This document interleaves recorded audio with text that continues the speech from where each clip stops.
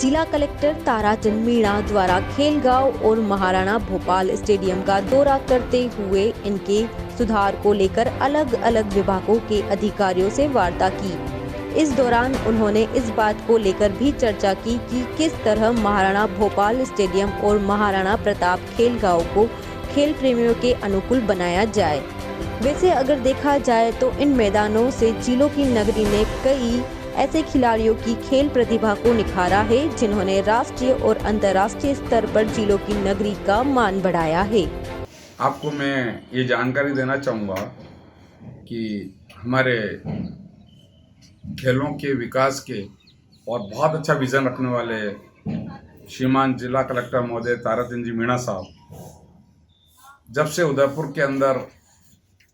तशरीफ लाएं और उन्होंने महाराणा भोपाल स्टेडियम और महाराणा प्रताप खेलगांव जो कि उदयपुर में खेलों के एक बहुत ही अहम स्थान माने जाते हैं, जगह हैं जहां से कई राष्ट्रीय अंतर्राष्ट्रीय स्तर के खिलाड़ी निकले हैं और आज भी अभ्यास कर रहे हैं। जिला कलेक्टर महोदय द्वारा जब ये कुछ ग्राउंड और सारी स्थिति देखी गई तो उन्होंने तत्काल प्रभाव से नगर निगम, नगर विकास प्रन्यास, RSRDC, PSD सभी विभागों से बैठक कर चर्चा की कि महाराणा भोपाल स्टेडियम और महाराणा प्रताप खेलगांव के अंदर खेलों के विकास के लिए, नवीनीकरण के लिए क्या काम किए जाए जिससे कि यहाँ खेलों का एक role model Maharana Bhopal stadium बने, स्मार्ट सिटी के साथ महाराणा प्रताप खेलगांव बने। तो उनकी पहल पर सबसे पहले निगम द्वारा जो एस्टीमेट बनाया गया, हमने सबसे पहले यहाँ पर जो 95-96 में जो सैंडर ट्रैक बना है उसका रेनोवेशन के लिए हमने पूरा एक जो सैंडर ट्रैक है उसका नवीनीकरण, जिसके अंदर सैंडर डाली जाए, दोनों आउट एज इन एज की तरफ ब्लॉक लगाए जाएं। बास्केटबॉल कोर्ट जो बन रहे हैं स्मार्ट सिटी से सिंथेटिक, उनका कार्य जल्दी शीघ्र हो। इसी तरह भंडारी दशक मंडप जो पूरी बिल्डिंग है उसका पूरी तरह से नवीनीकरण हो, हर तरह से नवीनीकरण हो। साथ ही वॉलीबॉल कोर्ट, कबड्डी, हैंडबॉल,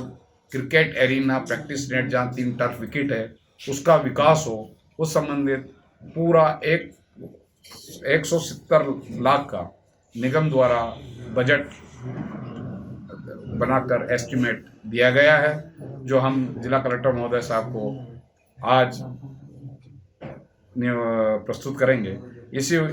क्रम में महाराणा प्रताप खेलगांव जहां पर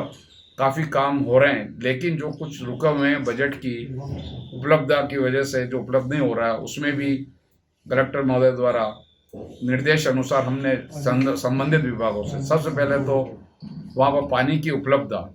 उसके लिए PSD विभाग द्वारा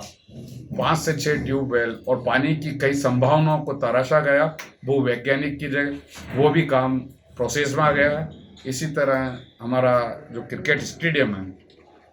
उसका समतलीकरण का काम हो चुका, उसमें लोन लग के उसको जिला कलेक्टर महोदय द्वारा कहा गया है कि उसको अंतर्राष्ट्रीय स्तर का बनाया जाए, जिसमें 5 टर्फ विकेट बनाए जा रहे हैं। साथ ही